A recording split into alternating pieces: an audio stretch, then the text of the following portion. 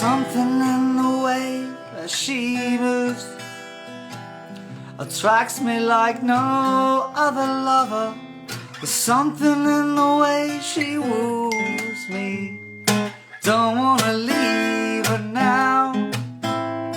You know I believe in how.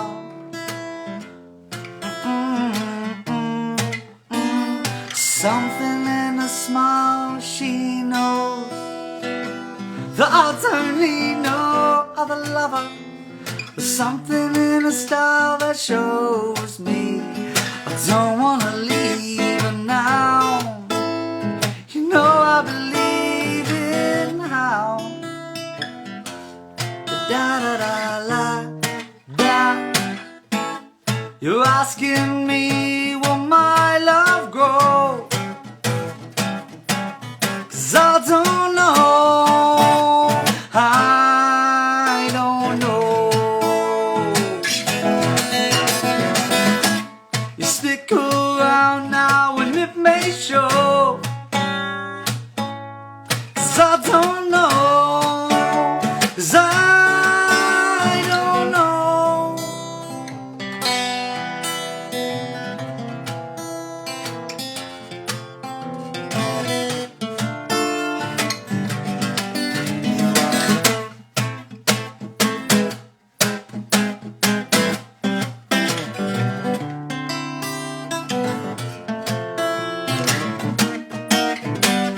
Something in the way she knows, and all I have to do is think of her. Something in the things she shows me. I don't wanna leave her now. You know I believe in how.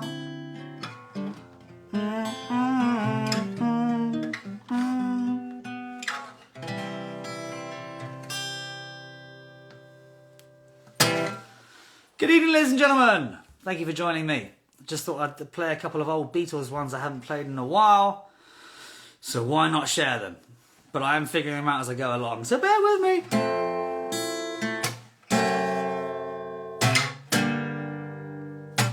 What is it? It's like...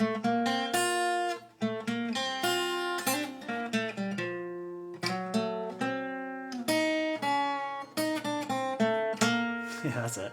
'Cause there were bells on a hill, but I never heard them ringing.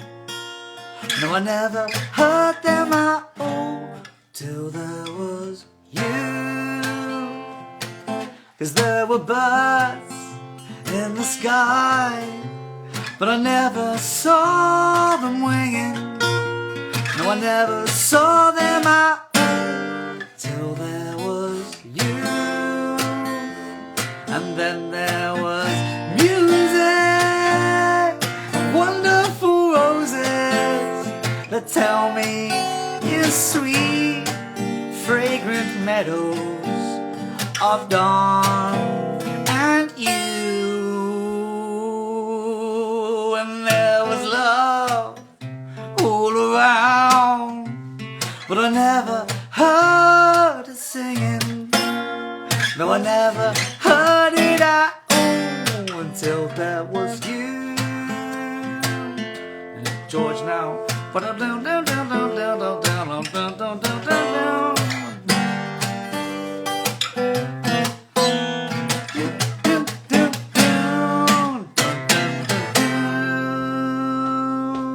And then there was music, wonderful roses.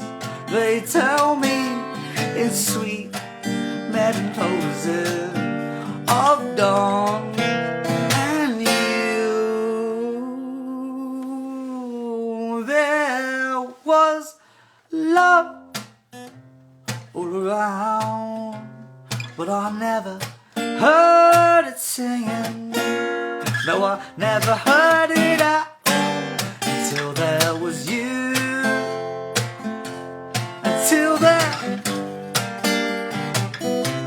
Until there was you. Thank you very much. Assuming someone's clapping somewhere. All right, I'm not just here to fiddle with the old fiddle. I am here also to share another chapter, or not a chapter, but just a few words from a recent memoir of mine. And I appreciate anyone that's here listening right now. I especially appreciate anyone that's donating right now to Disaster Emergency Committee. They are helping right now as much as they can do with the tragedies that are happening in Turkey and Syria. So thank you so much just for donating, but for listening to. I shan't keep you long, but this is a little extract from my book, Tom Felton, Beyond the Wand, in case you hadn't heard. I thought I'd just pick one at random, really, so I hope I haven't read it before. But Chapter 13. How to Fly a Broomstick, or The Wasps and the Wimp. Okay. What's it like to fly a broomstick? Well, if you've read this far, you'll know that's a loaded question. You'll know that I learned early on not to ruin the magic for the children at Comic-Con. And if you prefer to remember Harry and Draco's Quidditch matches as the magical battles that appeared on screen, may I suggest you move on to the next chapter. One of our earliest location shoots was at Alnwick Castle, where I managed to get myself and Alfie Enoch into a sticky slalom skateboarding situation. Ask him. This was also our first shoot with broomsticks. Zoe Wanamaker was Madame Hooch, and Hogwarts' first years were receiving their first flying lesson. It was not only Madame Hooch and the first years who were in attendance. It was a warm, sunny day, and attracted by the smell of thickly applied makeup and hair gel, swarms of wasps were taking an interest in us. More specifically, they were taking an interest in me. Draco's hairdo required the application of an entire tub of gel each day. I remind myself of that. Draco's hairdo required the application of an entire tub of gel each day. My blonde locks were not so rigid. My blonde locks were so rigid I might as well have been wearing a Kevlar helmet. And as far as the wasps were concerned, the hair gel might as well have been strawberry jam. They were all over it. Full disclosure, when it comes to wasps, I'm a wimp. While Draco might have been acting too cool for school during the scene, off camera I was flapping around like a landed fish, running from the wasps, squealing and trying to swat them away. And it's not impossible, of course, that the more people laughed at my ridiculousness, the more I might have played up to my apparent distress. Madame Hooch to the rescue. Her spiky hair required a similar quantity of gook, so Zoe Wanamaker had the same problem. She gave me a strategy to deal with it. Just repeat the words, green trees, she said. Huh? She explained that the wasps weren't going to hurt me, and I needed a way to relax around them. Repeating her green trees mantra was a way of doing that. So when you watch Draco in that scene, you can imagine me silently chanting those words in the back of my head and doing my best not to shriek with terror as wasps circled my rock-hard hairdo. With the wasps dealt with, the students stood in two lines opposite each other, their brooms on the ground. On Madame Hooch's word, they gave the instruction, up! And with varying degrees of success, caused the broomsticks to jump into their hands. The approach was that if a piece of magic or any kind of special effects could be achieved practically, that was the best way to do it. This was especially true in the early days when the visual effects teams had less advanced technology at their disposal. So what you don't see, when the cameras point down the middle of the two lines of students, is the guys lying on the ground behind each broom with a seesaw-like contraption, raising the brooms off the ground and even making them waft around a little bit. Actually, flying the things took a bit more ingenuity.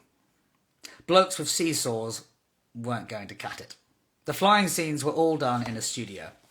Imagine a massive room wrapped in blue canvas, or green in the later years. The broomstick was a metal pole fitted with a deeply uncomfortable bike saddle. There were stirrups for your feet and a harness to stop you falling. They strapped you to the pole so you couldn't fall, and they had a more elaborate seesaw device to move you up and down, left and right. They blew fans in your face to make it look as if the wind was in your hair. And because the background was going to be added digitally, and all your nifty broomstick moves were to be cut in at a later date, it was important that the players were looking in the right direction for the shot. In order to ensure your eye line was as it should be, a guy held up, I shit you not, a guy held up a tennis ball on a long pole with a little bit of orange tape on it. When the first assistant director shouted, "Dragon!" or "Bludger!" you had to look at the tennis ball like it was, well, a dragon or a bludger. Sometimes there would be more than one tennis ball up there. And as one looked very much like another, after a while they gave us more individual objects to stare at. We chose pictures of something or somebody close to our hearts. Daniel Radcliffe had a picture of a particularly beautiful Cameron Diaz. I chose a picture of an even more beautiful carp. It's a fish. I mean, there's no competition, right? Shooting a Quidditch match or another big broomstick scene was a slow, painstaking, bum-numbing process. The geniuses behind the camera had to work to an unbelievable level of precision. They would shoot the backgrounds first for reference, then the actors on the broomsticks, so one could be superimposed on the other. The camera movements for both shots had to be precisely the same, and there always seemed to be a lot of people manning the cameras and the computers needed to make that happen. Quite what they were doing, I don't know. I was just the guy on the metal pole with the fans blowing in my face, staring at a picture of a stunning carp. But I do know that it seemed to take forever to complete even the smallest amount of footage. We would finish those shooting days distinctly saddle sore. This is me dumbing it down. I promise you, they did a lot. There's a lot of genius on their days behind the scenes. But yes, thank you very much, anyone that listened to that. And thank you so much, anyone that's donated. We are helping people that need it more than ever right now. So I really, really appreciate it. It warms my heart that so many people listened and contributed. Thank you. Keep the good vibes going, and I'll see you on the flip side.